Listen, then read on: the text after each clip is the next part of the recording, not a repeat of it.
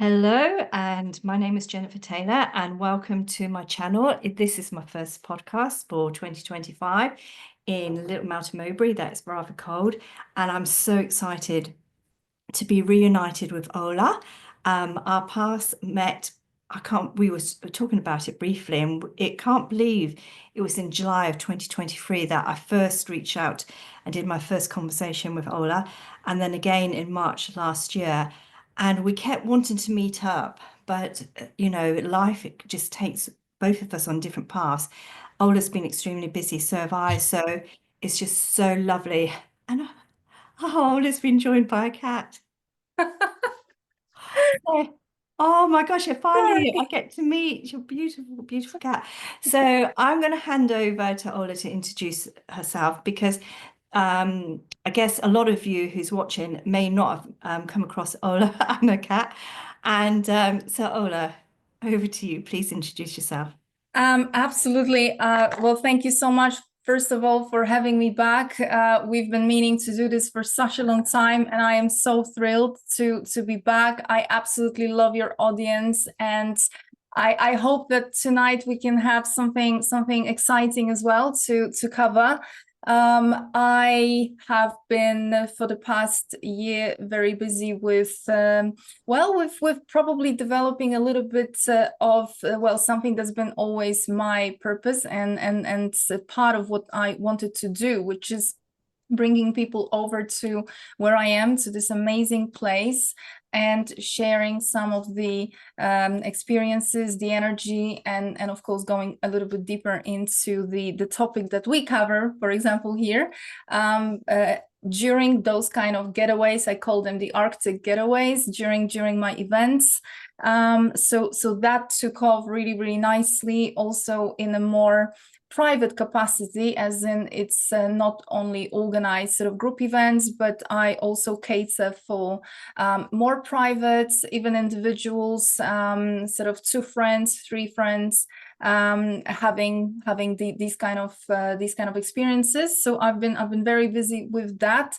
Other than that, I continue, of course, with the codes of the matrix, so helping people understand how they have been duped pretty much, and how and sort of how to navigate through that, how to free ourselves, and of course the alchemy, because ultimately, I mean, that's the biggest part here, and I would say that's the answer to how to get out of this matrix. So yeah, it's a lot been going on, very exciting, and I'm very keen to share a little bit more tonight. Wonderful, thank you. So this Sunday you are launching, is that correct? A Yeah. webinar. I've joined one of your webinars in the past and I found that so insightful and incredibly life-changing in so Oh, many ways. And I know I'm not the only one to say that. Like people have requested and asked for you to come again onto my channel and speak. So can you explain a little bit about what you got planned for this Sunday and how can abs- people reach out? absolutely. So this webinar, uh, well, your time, so the UK time, that's gonna be 6 o'clock, 7 o'clock, Oslo or Central European time. So whoever is watching, wherever you guys watching from, Sunday evening, that's going to be the time, and we will be diving into secrets of feminine alchemy. But this time, I'm going to be wearing my scientific engineering hat a little bit, so I'll be bridging between alchemy and science. I think that I have been talking a lot at all sorts of channels about alchemy, mostly from that alchemical aspect. And I think that perhaps what's missing, and perhaps that would ground some things in a nice way, is to show and explain how is that underpinned by the biology, endocrinology, quantum physics, even, believe it or not. So we will be looking into the hormonal aspects in a woman, biology, overall biology of a woman, why woman has always been considered sacred in all ancient cultures, very special. where is that really coming from? So you see, I think that sometimes perhaps when we talk alchemy, it might almost feel a little bit, well, maybe to some people new agey, as in, you know, there is a lot of content, the divine feminine, etc., but it's very ungrounded and it's very new agey. So I kind of wanted to make sure that my content is not new agey, doesn't sound new agey, and it's really, I'm going to show you that everything that I've been talking about and sharing so far, none of it is sort of ripped out of reality. This is something that our ancestors, our forefathers and mothers knew about, and the witches of the past, witches in a good sense. They knew about it. They perhaps didn't have the sophisticated terminology to explain certain aspects. However, all of that is absolutely grounded in scrutinized science, I would say. So this is where we're going this Sunday. One of my I'm really excited about the part about the DNA. I'm going to go into DNA, and I'm going to do it in a way that I have never done it before, because there's been some discoveries and some dots that I've connected recently, which I will be using gematria to show some of the DNA coding, how the gods have captured our DNA. And this is why we have been unable to access some of our abilities and powers. And I will kind of show you where is the trick and how to overcome that, which is actually very simple. And it's something that intuitively a lot of us, and especially, you know, back in the day, it's not impossible. This is not going to be another one of those where, you know, the procedure, there's going to be a very difficult procedure and really it's impossible to do. No, I don't work like that. I have seen changes in my own life since I have been walking this path. This is not to say that, of course, you know, Matrix will not try to come after you and distract you and upset you, right? But still, that kind of ability for us to deal with it, to overcome, and to keep going, and to really create the kind of life and experience that we want, and sort of be able to have.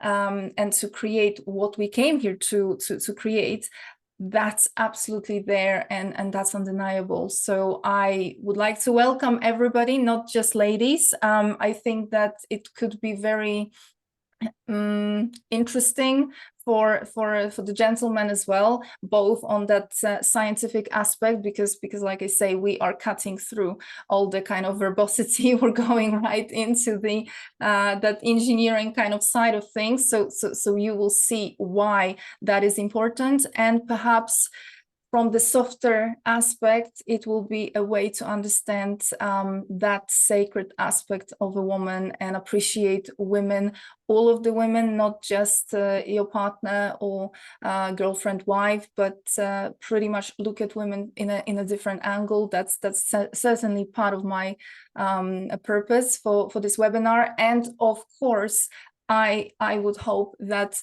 the ladies themselves will look at us in a different way, right? Right. I mean, every time I listen to you, I'm jotting down notes and everything. Before I get to, because like the DNA pricked my ears, it did, because there's a lot of tests here that that you can apply for your DNA testing, and it seems a big push. It's almost if like they want to know our DNA, isn't it? Yeah. Would you agree?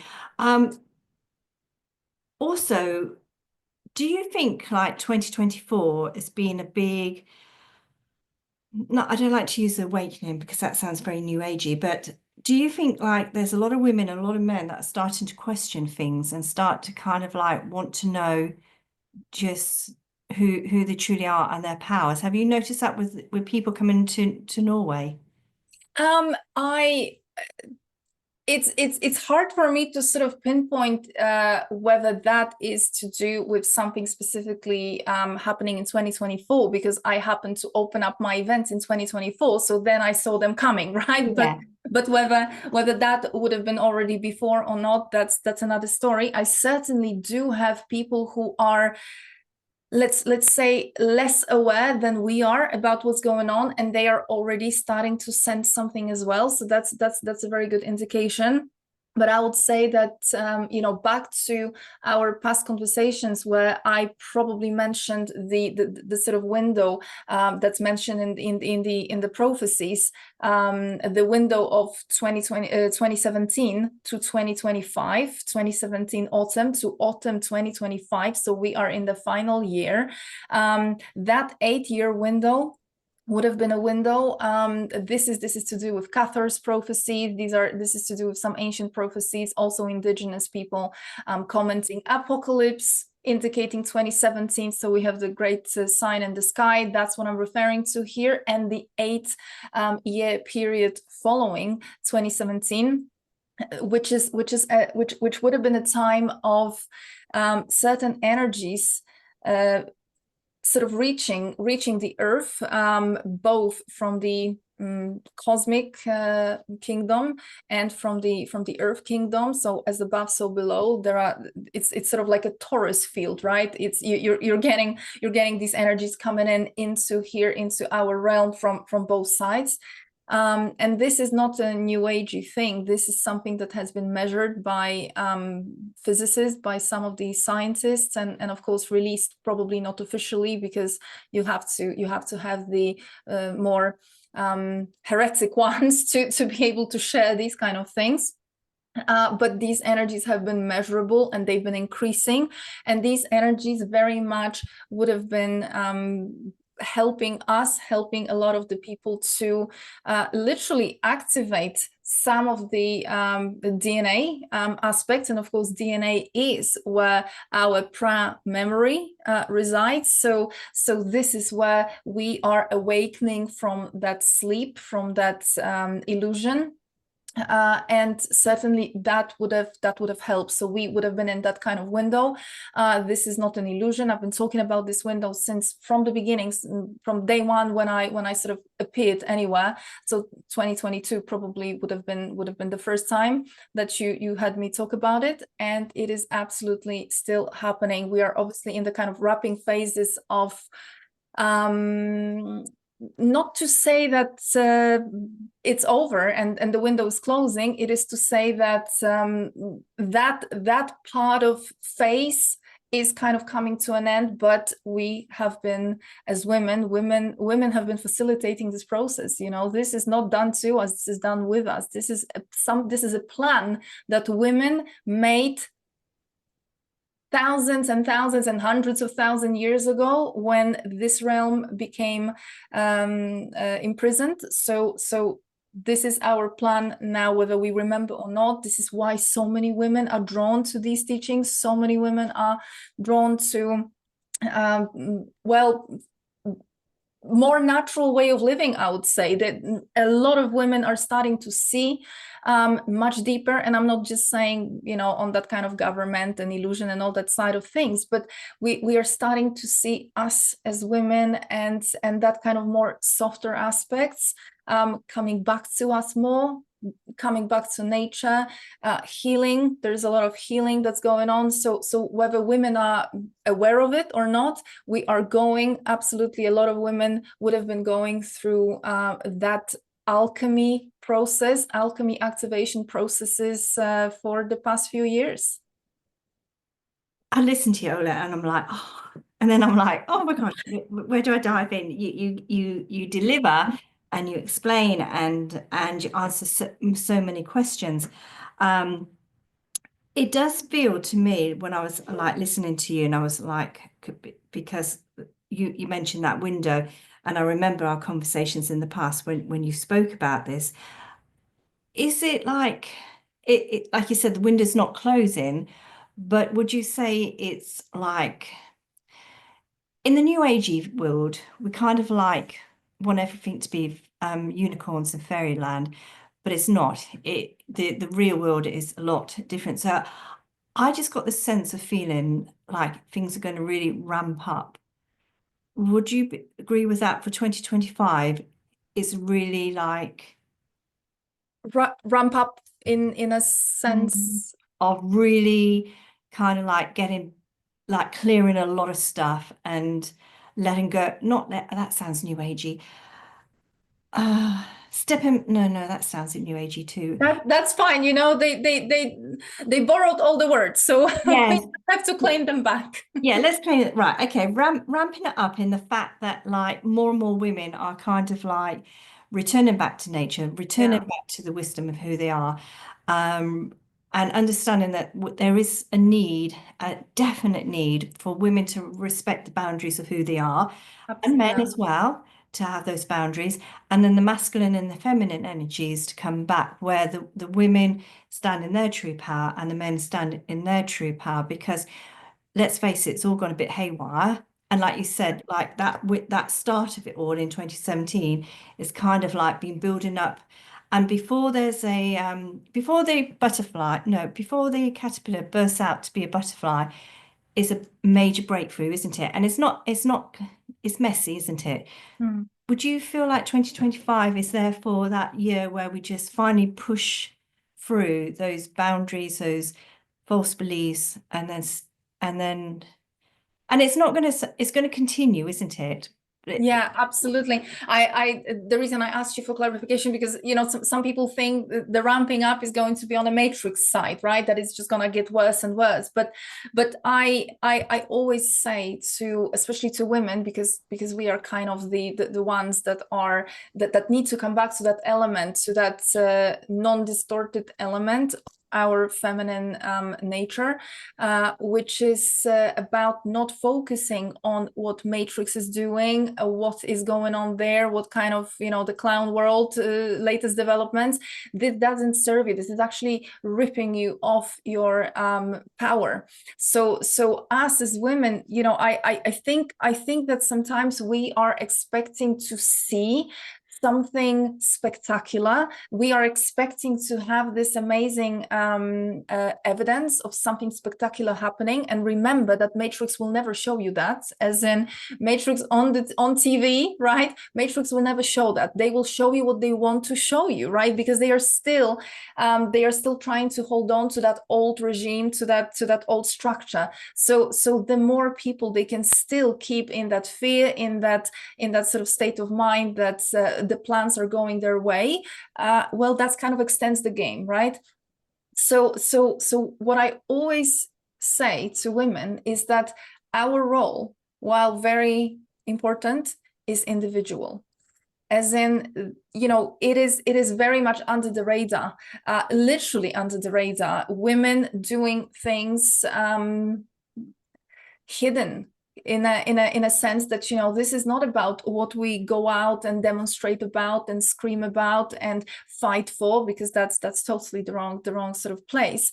It is about what we do when nobody's looking, right? So we don't talk about it openly. We don't boast about it, because then we are feeding the ego. Then the woman is wearing the fake crown, right? Like the crown of thorns, or the beautiful crown of ego. So a woman became crowned again in 2017, the crown of 12 stars above her head. That was the time for the real crown to come back, for a woman to be connected again to the upper kingdom. And that has nothing to do with sort of seeking any recognition for what you're doing, or sort of looking for anything like that. So I do think that women are absolutely in their efforts, everything is ramping up, and we are doing what, you know, it's absolutely more of us. It is more of us, but it may not be very visible, as in, you know, we don't advertise, we don't see that, but you will see that in a subtle way. You will see things not working out. You will see things failing in the clown world. You will see things, if you have to look there, right? But I think that the focus needs to be very much about us doing what we need to be doing as women, as alchemical women, and not really so much focusing on how is the effect over there, right? So it's more of a side effect that the structures of Matrix are collapsing. We are creating the golden age. That's the focus. Because I must admit, I have no idea what's going on in the clown world, because I think for the last I would say August of last year, I kind of like really kind of stepped away, and then Yeah. end of like September, October, yeah, October, really like not even focused on what I watch on the TV. Yeah. I have no, I know a certain president is now coming back into power, and that's as far as I know about the world outside Right. of me. And it's been a breath of fresh air, Ola, because Yeah. like you say, I always remember you saying right from the very beginning, it is like on our own individual path and our own individual journey. And that's what I have really been focused on. But I have that feeling that I'm not the only one that's really kind of like just fed up with that clown Yeah. world Yeah. and like Absolutely. just walking away. And sometimes you dip in and have a look and you just think, And I always remember you saying it's almost like they're holding on, whoever it is holding on desperately Yeah. in the scenarios. But I think because more and more people are just walking away, that's losing power, isn't it? Exactly. That's how it works, right? Because it is our attention. It's where we pump our energy. That's what's being sustained, right? So Yeah. so when more of us are walking away, especially women, why women? Because as it happens, and please don't crucify me for that. We are built like that, okay? Women, in terms of our energetic construct, in terms of sort of that energetic power, are more powerful. We are talking thousandfold more powerful than men. Why? Because we have certain hormones that they don't. We are the creators, and they are not. And I'm not going to go back into explaining why, because that was, I think, before. Mm. As in, Matrix told us that creation is male and female together. No, it is not. So yeah, there is an aspect there of a power of a different kind. So it is women who are going to change this reality. Men are absolutely critical to be as I call them, the Nemean lion. They are here to protect. They are here to, which is what the myth was about as well. If you understand what happened, they are here to protect, defend. They are here to create the right conditions for us to step into our alchemy. But alchemy is our domain. That's just how we are constructed. That's just how that aspect works. And absolutely, the more women will walk away from watching any of that, the better. That's exactly what we need to do. And I just wanted to stress one more thing, because I think sometimes it can be misunderstood when I say that you need to focus on yourself. It's not so much about this kind of, you have your path and don't worry about someone else's path. It's not as much as that, as it is that women are constructed in a way where we are connected. We are connected, and that's the true sisterhood. Okay, sisterhood is not women meeting up around a circle and doing rituals. That's not sisterhood. This is the distorted understanding of sisterhood. Sisterhood is based on the womb. The sisterhood is based on the fact that when one woman experiences something, makes a breakthrough, leaves a bad relationship, sort of makes that alchemical breakthrough, there is like a ripple effect that goes on and touches through the womb all the other women. So this is why it is so critical that every single one of us takes care of ourselves, because as we do that, the ripple effect touches our sisters. So this is not about trying to save someone else while your own backyard is in a mess, but it is about catering to yourself, because as you do that, your sisters get uplifted, because the ripple effect, that's how we are connected. That's and again, this is quantum physics. This is something about quantum physics here. And I can go into that, and I probably will in the webinar, as in you can sort of take particles, you can separate them by the whole universe, and they still know one knows what the other one is doing, right? So that's the quantum physics effect. This is how women are connected. Why? Because there is a portal inside of us, which is effectively a black hole. So yeah, and I will be talking about it a little bit at the webinar, how a biology shows that during a fertilization of an egg, a tiny little black hole is created inside of a woman. So, you know. Yes, and I think I heard it from you from that moment of like that little black hole. It is down the female line, isn't it? That connects with the soul, and the soul decides whether it's going to be born into this reality, isn't it?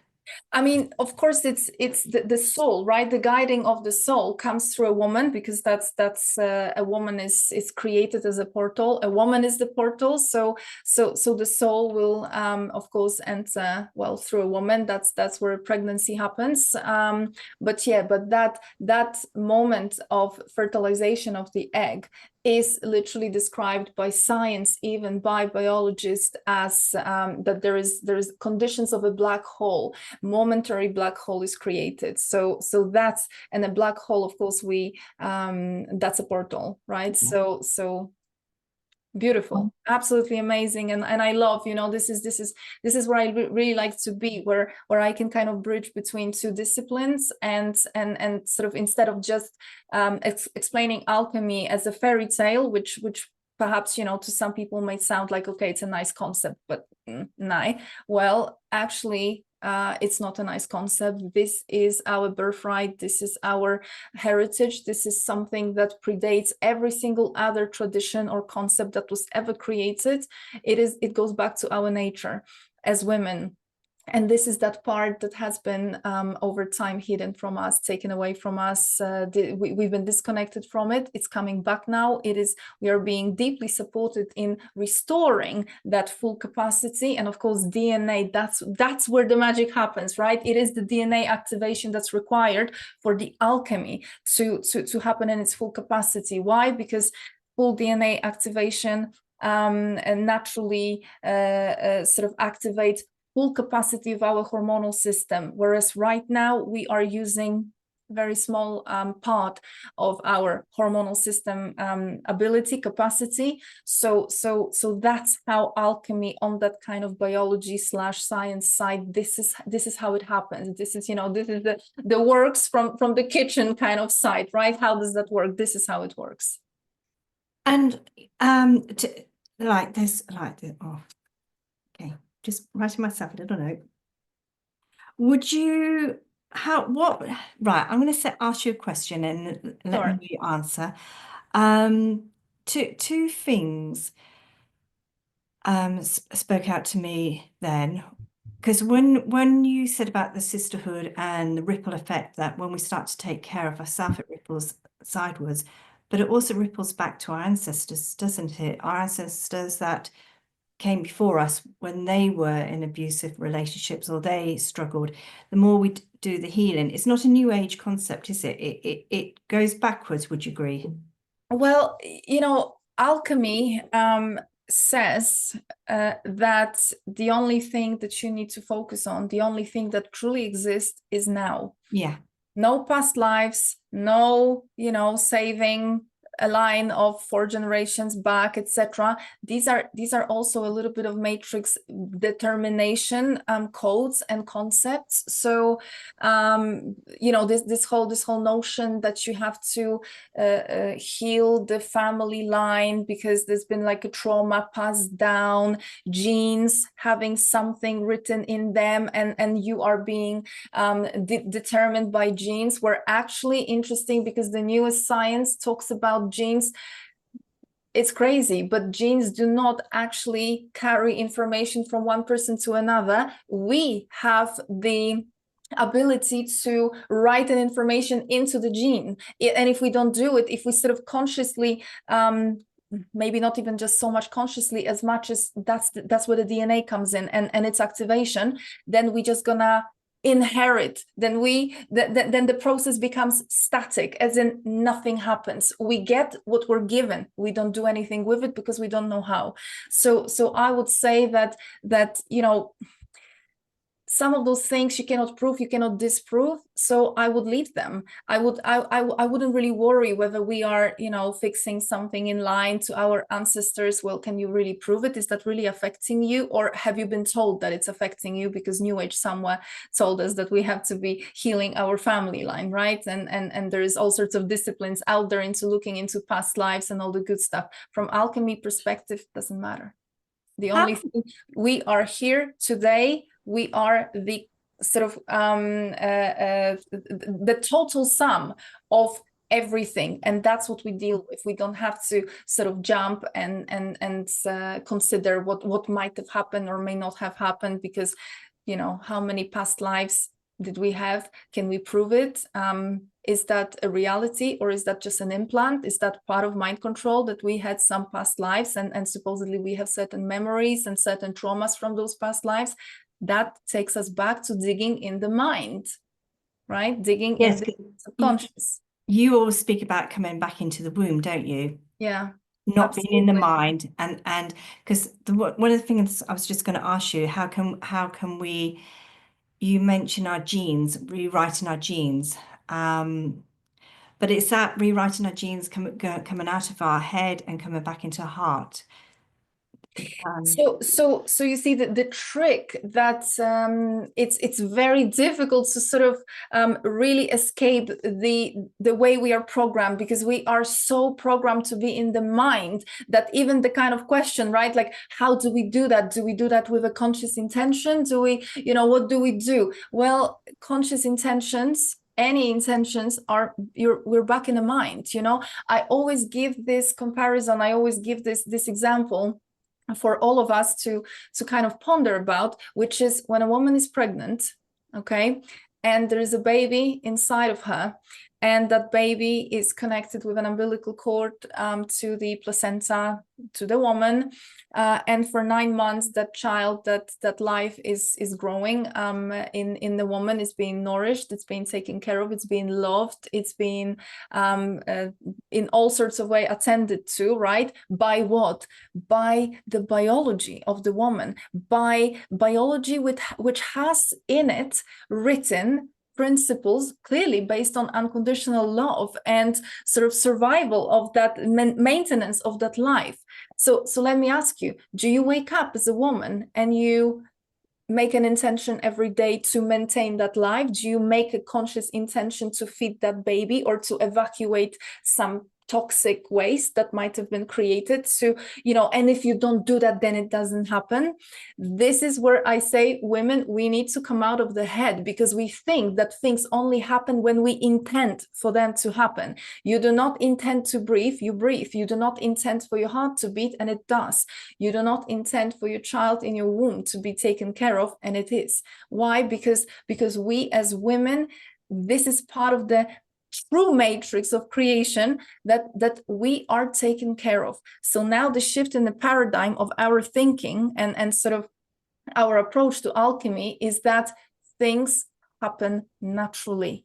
You do not need to pray. That's terrible. That's actually shuts everything off. You do not make intentions. You do not make any mind-based conscious decisions, choosing effects, choosing what you want and the results of doing alchemy. No, there is a trust that there is this greater intelligence, let's call it the mother, universal mother energy, that's what alchemy is based on, which is obviously just like us being mothers, whether you have children or not, doesn't matter. We are the mothers of the universe, and we are designed to take care of life.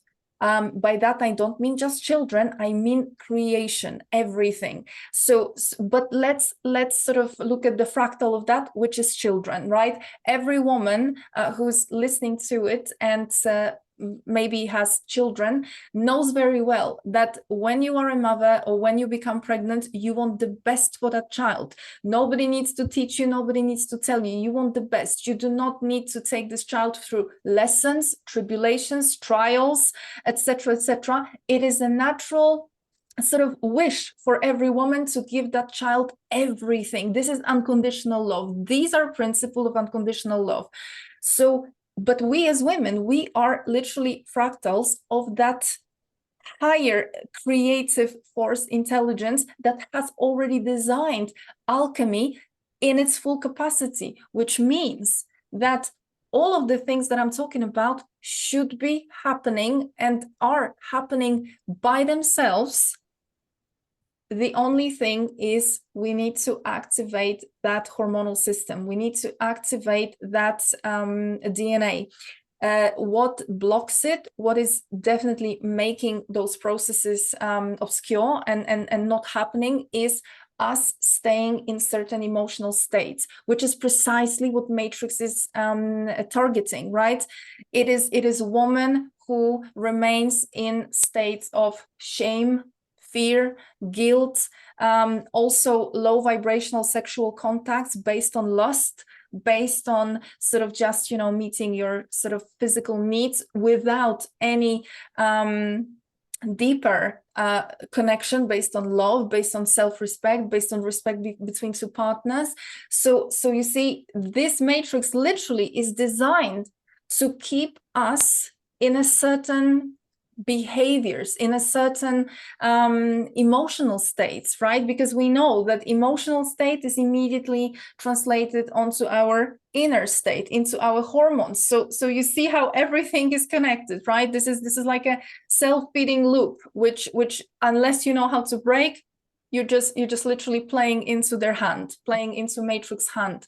And of course, another aspect that women, especially now in these days, we need to all remember, because we all come from that world, so do I, which is there are certain behaviors that we are programmed to believe that are desirable, that are actually very detrimental to our alchemy, such as perfectionism,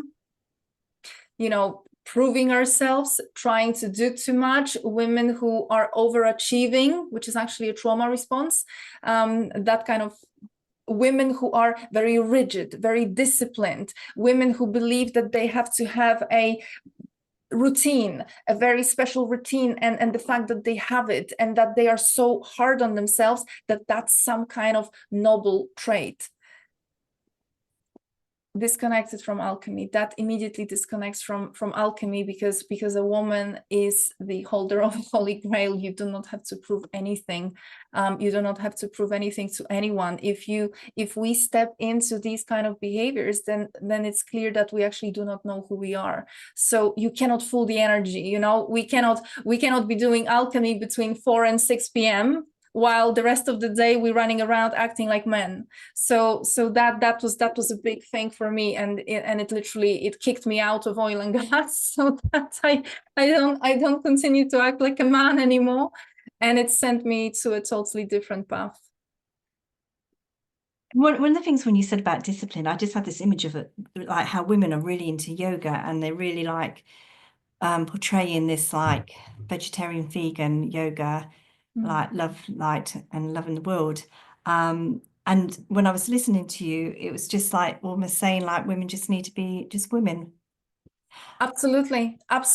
And yeah, I have my own sort of take on yoga and all these kind of practices. A lot of those things, they came from the East. And a lot of those things, they look very attractive because East always feels more spiritual, whereas actually if you look a little bit deeper into the East is very masculine. The sort of Buddhism, those kind of philosophies, they are very also mind-based, and if you dig a little bit deeper, a lot of them are rooted in men mimicking women. Once upon a time, long time ago, meditation, all these kind of different practices, the Kundalini. When I hear about Kundalini yoga, I honestly, this is ridiculous. A man trying to do Kundalini yoga, it's like a man saying that he is going to menstruate as well. So I'm sorry, but it's not part of you. So any kind of yoga, right? I mean, Kundalini is a misunderstood concept. That's another story. But this is deeply connected to a woman and to a certain energy or a vortex we're talking about the vortex, which is linked to the inner sort of dance, as we would call, and the vibration that the woman gets herself in to actually activate the DNA. Nothing to do with the man. Right. Okay. So with you, Ola, in Norway, and I mean, I always. Right. Okay. What's your take and thoughts on the Norse gods and goddesses and the Vikings? Same as any other mythology and any other pantheon of gods. So whether that's the Norse mythology, the Norse gods, these are direct counterparts, as in these are the same beings, right? So let's say the Greek gods, the Zeus and the whole of the Olympus, that's the same bunch as the Norse gods, and that is the same bunch as the Mesopotamian Sumerian, right? The Marduk, the Anu, Enlil, Enki, etc., and of course Inanna. In Egypt, we have Isis, Osiris. These are the same beings, but as they sort of present in different geographies, there is a mythology created around them. So we're talking absolutely the same stories. And I personally, I love the Norse mythology, and I love the sagas, because they are, to me, very clear, that they really very good at presenting it. It's a little bit like you have to know the code to be able to decipher, but when you know the code, when you know a little bit of alchemy, I mean, this is just so obvious what's going on in Norse mythology. And the Viking stories as well. Of course, the Yggdrasil. I mean, it was Yggdrasil. The Yggdrasil is the tree of life in Norse mythology. So Yggdrasil, specifically studying or looking at the Yggdrasil, that was one of the major sort of breakthrough points for me to really see how this world is created. And of course, there are a lot of things that we know or we are led to intuitively, but me being an engineer by trade, right, by background, I needed to get that kind of mathematical formula behind it. I needed to understand exactly where does it come from. And certainly for me, being here, speaking the language, being able to look at certain legends, texts, sagas, etc., that was very, very helpful. So whether that's Norse mythology or the Slavic or the Celtic or anything else, it's still the same bunch. These are the same gods. These are not like different gods, and the story is very consistent. Do you think connecting to the myths and the legends will help a lot of people nowadays? I don't know, because lots of those myths and legends, they have been already rewritten. They have been already tampered with. So there's a lot of people looking at those myths and taking them very literally. And like I say, it's almost like you have to have the cheat sheet to be able to understand what is it that you're looking at. So I think to an extent it might be a bit of a misleading idea, or perhaps a bit of a red herring, because you're gonna suddenly end up thinking that what am I actually looking at? All of those myths, all of those legends have been tampered with. They've been obviously tampered in a sense to fit the patriarchal agenda, that version of the history, because as I always say, history is not written by the losers, it's written by the victors. So the way things would have been portrayed and captured would have been in a very specific way. And I remember taking a group, I think about 2 years ago, a year and a half ago, to the Viking Museum here in Norway, and having one of the ladies who sort of specializes in mythology tell us the story. And I encouraged the group beforehand to ask all sorts of uncomfortable, difficult questions. And we asked the question: so who, if all the knowledge of the mythology or all these kind of teachings that they are sharing, if it comes from the sagas, who wrote the sagas, right? How were they written? All the sagas were written, by whoever, some man, some writer, because at the time that wouldn't have been like these days, that anybody can write a book, anybody can just sit down and start writing and start sharing on Kindle. But back then you had to have a sponsor, and the sponsor would have been somebody with money, and of course the ones with money were men, and of course we're talking about certain distribution of power and a certain agenda that would have been sitting behind there. So some of those writers, some of those authors would have to either really try to use a certain language to hide. It's like a censorship these days, right? So I mean, that's Da Vinci did the same, right? I mean, everybody did the same throughout millennia, because that was the only way to smuggle the truth, right? You had to hide it under symbology. But the problem is, over time, people have lost the key to the symbology, or you would have to really be in on these alchemical teachings to be able to recognize the symbology. So most people look at it and they just kind of take it at face value, right? They just look at it and they don't really understand the deeper code. Thank you. Yeah. Going back a little bit when you were saying about and I was hearing you saying, like, not setting our intentions, not setting our prayers. And the other thing is not manifesting. You know how that's a big buzzword, isn't it? Yeah. Manifest on your vision board, what you want to bring Yeah. in. And I feel like if you do that, you miss out on so much other stuff that could possibly come in. And you mentioned about the mother of the universe, that we're here to take care of this, would you say, this world, this reality, this realm, that's who we are. And if we step out the way, then everything can unfold. Is that correct? So back to the manifesting, because I think it probably would be good to just touch on it a little bit. The sort of praying, manifesting, I think that unless you understand, again, that's where the gods want us to be. They want us to be praying. When you are praying, what are you praying to? Who are you praying to? I know that, a lot of people will tell me, well, I don't care about those gods. I don't care about those fake matrix rulers. When I pray to the Great Mother. Really? Did your baby in your womb also pray to you? Do you make your child pray to you, at 5 years old? So this is still programming. This is still conditioning that we need to pray. We need to ask. It also sets a certain relationship, as in we are inferior and somebody else is superior, and we have to beg, we have to ask, we have to sort of try to get something, breadcrumbs off the table.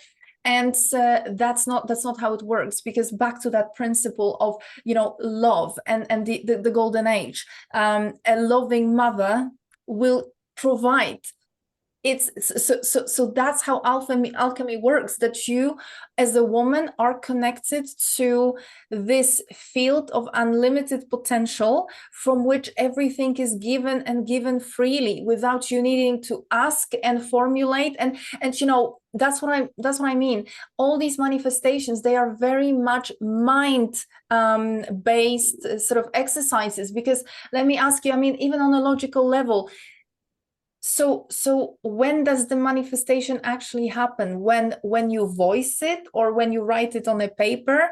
And what about the moment before you wrote it? Then it doesn't matter, it doesn't count, nobody's listening, it doesn't even technically make sense, right? And on top of that, right, we know that the past 4 years, whoever mentioned anything against the agenda was immediately banned, immediately censored, right? Why aren't the manifestation teachings censored then? If that's the legit thing, right? Why praying isn't censored? Why any of those new agey practices are not censored? They actually very much in your face, they are out there.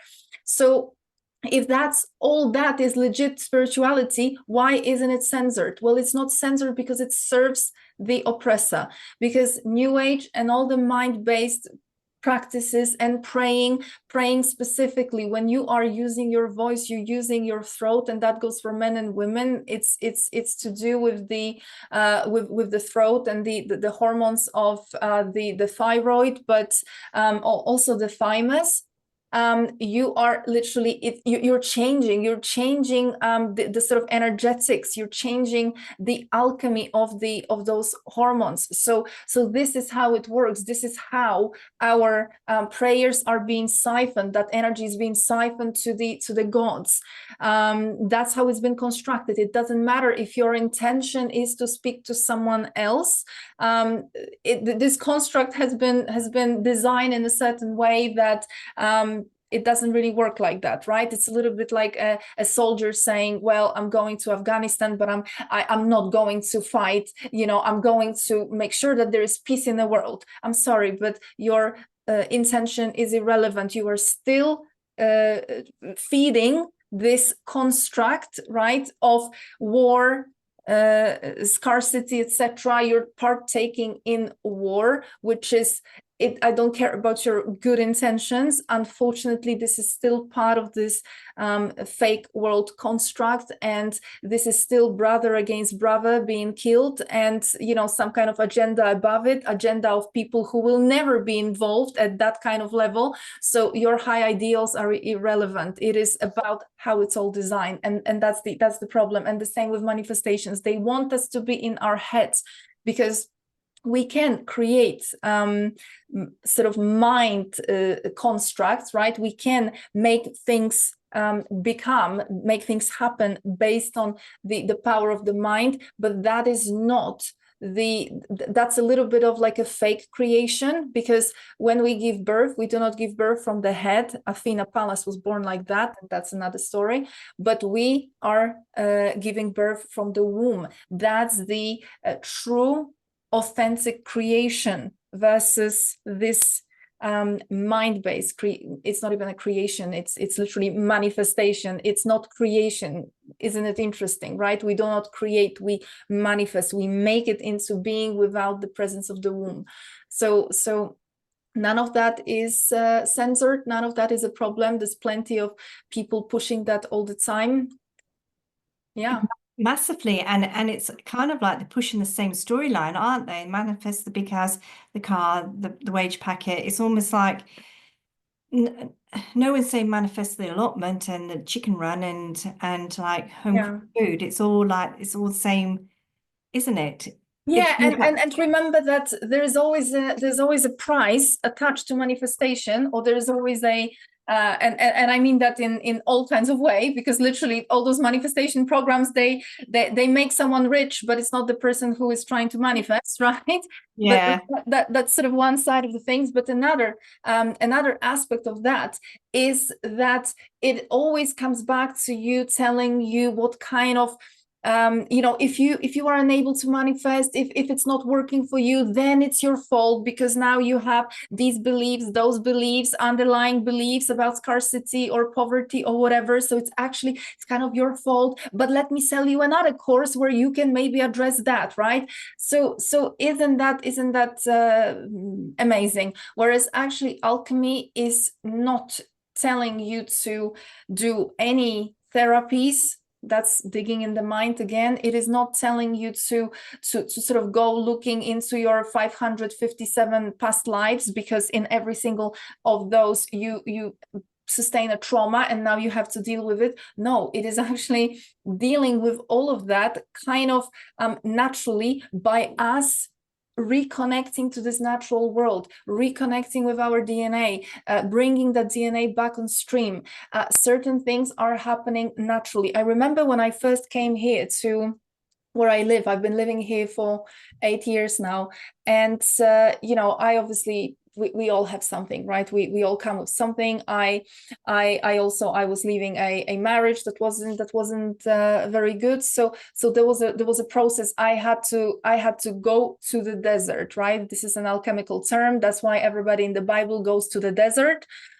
which is not literally a physical journey to the desert. It is about a time when a woman sort of needs to withdraw and heal, and really kind of work with her with herself.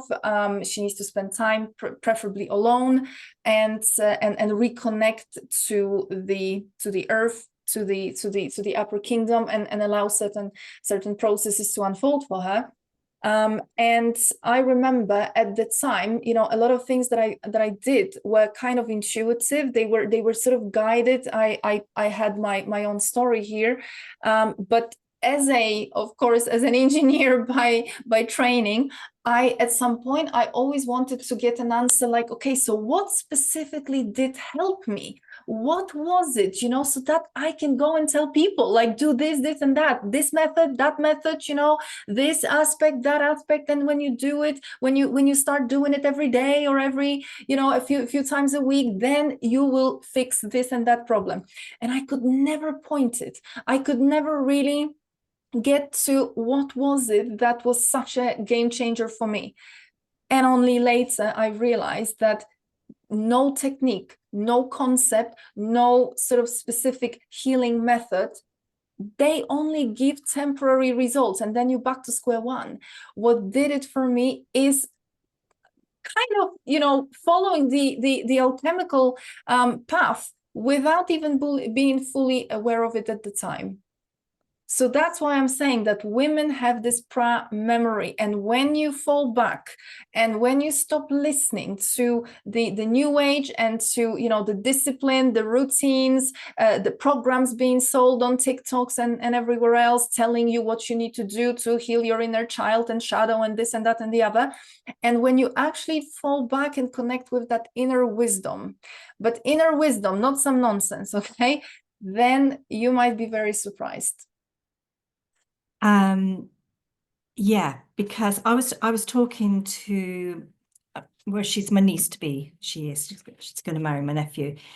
And from my point of view, when you're faced with some challenges in life, and she said it is, the Australian term is, you go walkabouts.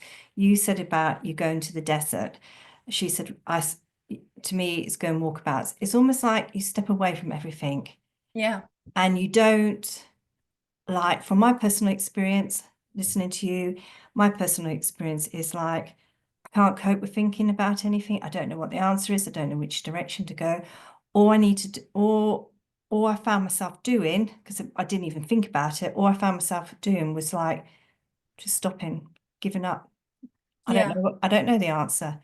And in not knowing the answer, and then just going off into the wilderness, just living day by day, and just enjoying my granddaughter, enjoying what I had got. Yeah. Everything has started to now come into my life and it's presenting it. And I thought, I never knew that's what I wanted. I never knew that's what I love. I never knew. And it was like, and it is like stepping into the wilderness. And as women, we can naturally do it, can't we? That's, like you say, it's nothing we think about. It's almost like, I don't know how to describe the words. It's all like we shut off, and in shutting off, Yeah. we find. Yeah, absolutely. So there are times in a woman's life when or perhaps there should be at least one time like that, and maybe one is enough, when she makes that crossover, where she leaves behind everything that doesn't really serve, everything that she would have been doing because that was expected, or she was in some way controlled, or she was sort of guided and manipulated into things that very often means a partner, a job that she doesn't want, a job that is taking away from her. Leave it, or I know that a lot of people are going to be like, well, I can't leave my job because I need to pay the bills and all that. Well, I can't tell you what to do, but there are other ways. When I got literally maybe I was lucky, although it didn't look like that at the time, but I got kicked out of the matrix. I was trying to desperately come back, because at the time I didn't even realize what was going on. I had no re-entry. The door was shut in my face. So I got literally kicked out of that matrix, as in the job, the marriage, right? I mean, I at least I had a say in that one, but I walked away from a certain world that up until that moment was all I ever knew. And I didn't even realize how deeply unserving that was. I didn't know that. I remember that my desert, very much, because I happen to have received that kind of programming where your self-worth is very much tied to the job that you do, the title that you have, the status, the prestige. That was unfortunately instilled into me, probably, partially because I come from Eastern Europe, and there is still that kind of echo of inferiority syndrome, where Eastern Europe kind of needs to work double to get the same result. So we were very much programmed by the society, and at home as well, very much to kind of be very grateful for anything, and hold on to anything, even if it's bad for you, because you can always have nothing. So part of my journey was definitely finding that self-respect, choosing myself, and sort of letting that illusion that you only are worth as much as your job title, as much as your fancy job, as much as money you make, and the possessions that you have, which is very sad, but that's that is very much the kind of instilled way of seeing things, I think, in Eastern Europe, probably very, very strongly. Yeah, it wasn't a short process, that took a long time, because I was fighting with it. I was literally feeling inferior myself. I was feeling ashamed. I was feeling very ashamed. I was feeling that what is actually, who am I? But that was the question. Who am I? Who are you when that fancy job title is taken away? Who are you? And I had to find out who I am.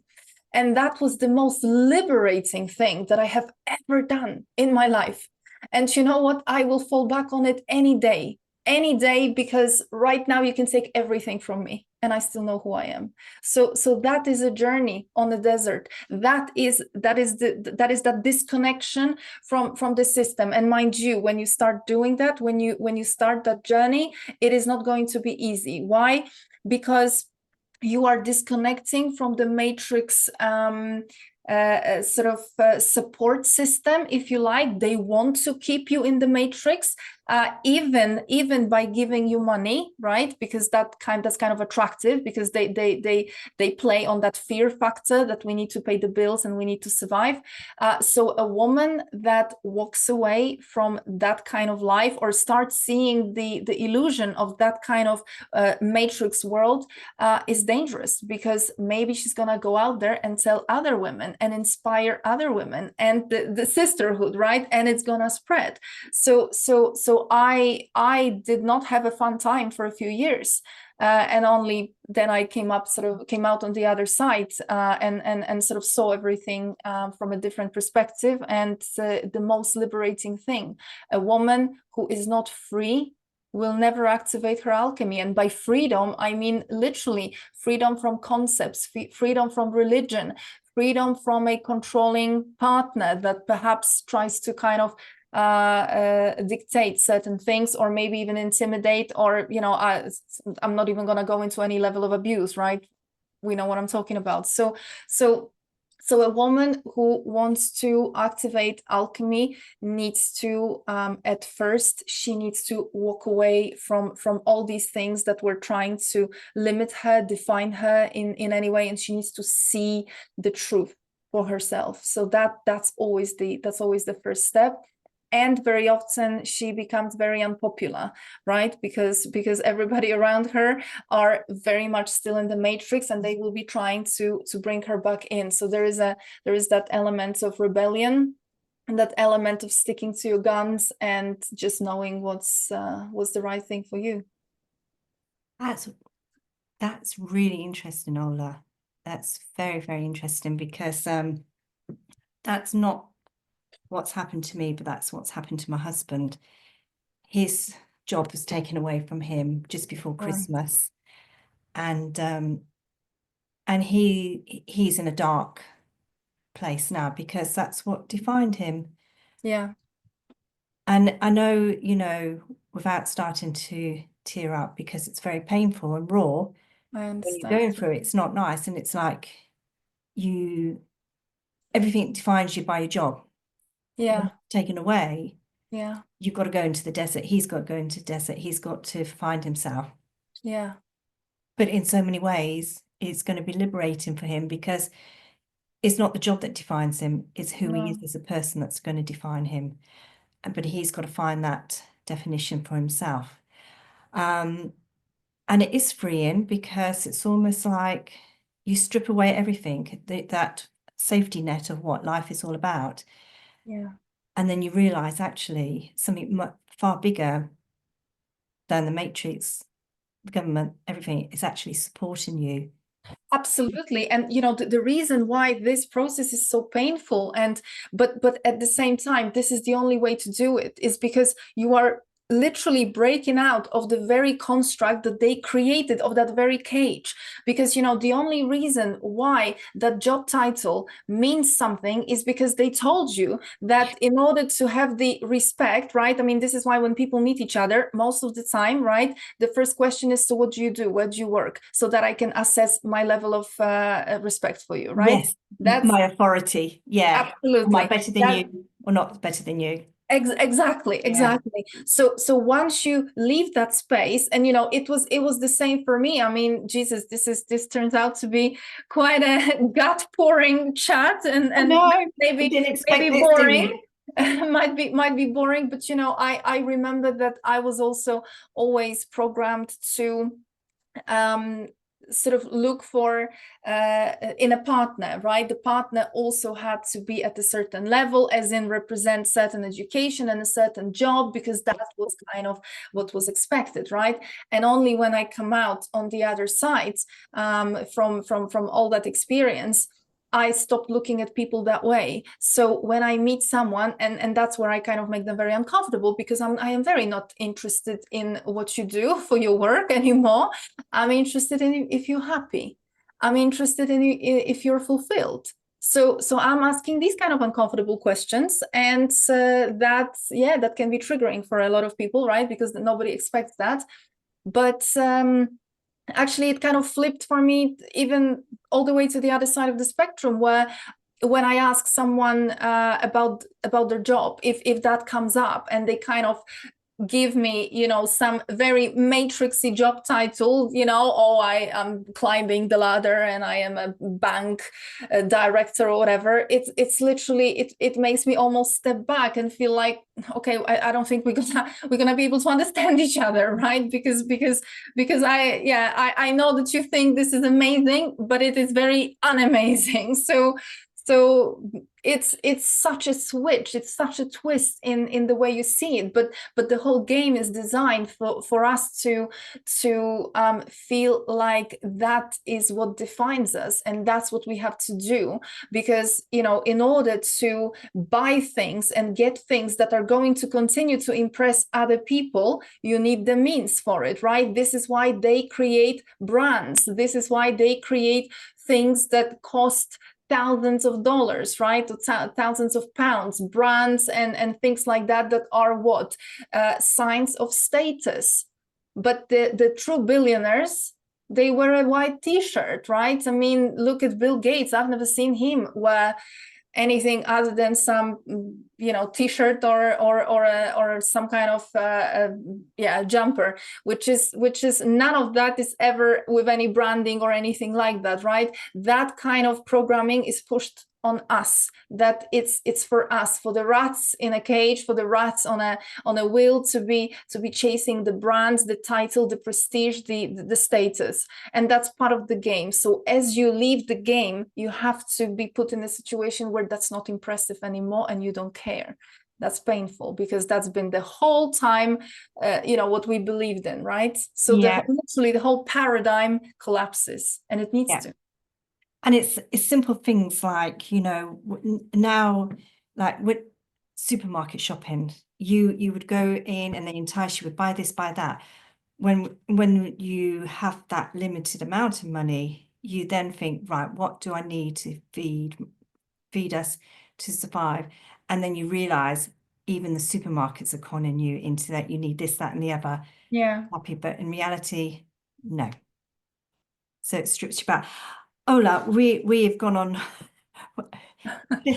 I never expected on a different tangent, on a desert tangent. Yeah, I went walkabouts. You went in the desert, but gosh, it's been a very powerful conversation. And thank you so much for your time. Absolutely. And I hope whoever's listened to the end, because I think the juicy bit's been right at the end.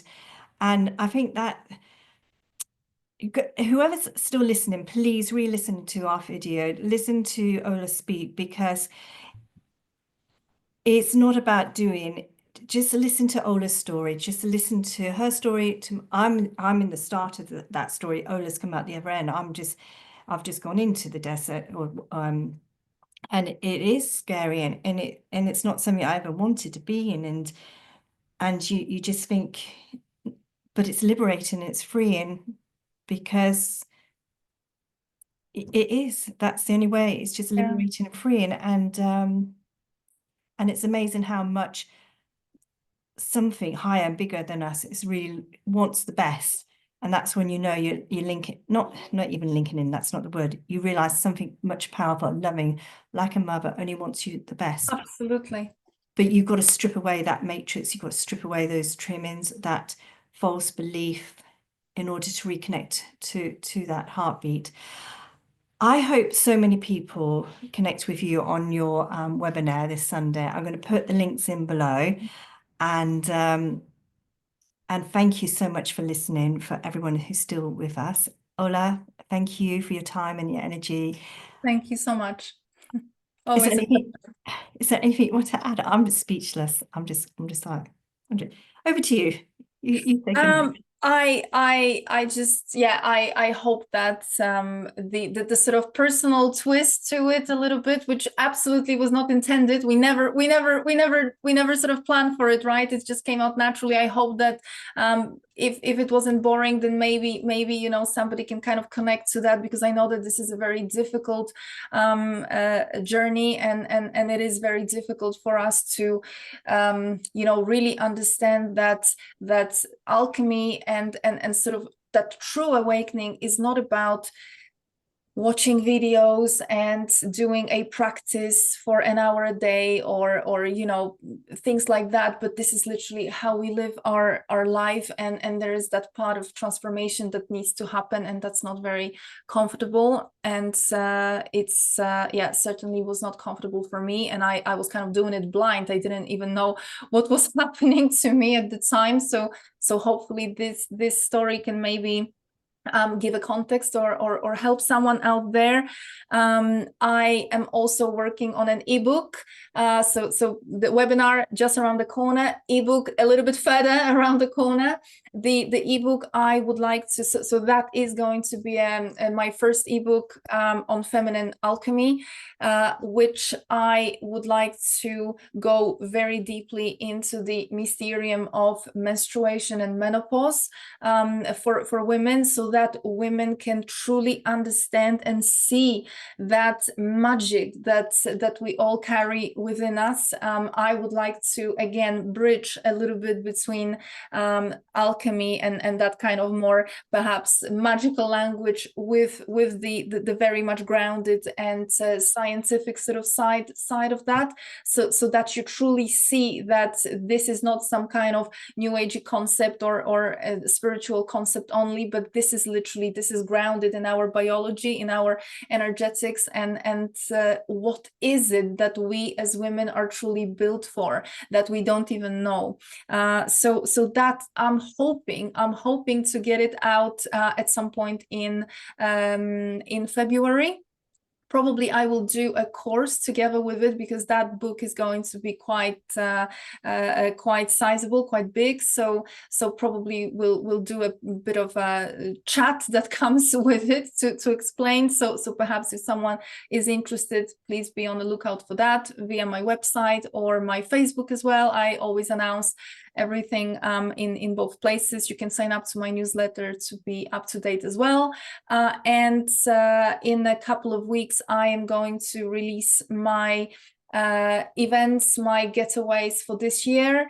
So I've been looking into 2 group events so far. One will be open to both men and women, and the other one will be for ladies only. So very, very interesting stuff that I'm planning to cover on both of those, and I'm really hoping that I will be able to maybe meet you in person at some point. I hope so. I really hope so. I really do. If it's meant to be, it will be. I'll be there. Absolutely. Thank you, Ola. And again, thank you everyone for listening. I'll put all Ola's links in the description below. Until next time, take care. Lots of love from me, Martin Mowbray, and Ola in Norway. Good Thank you night. so much. Good night. Good night.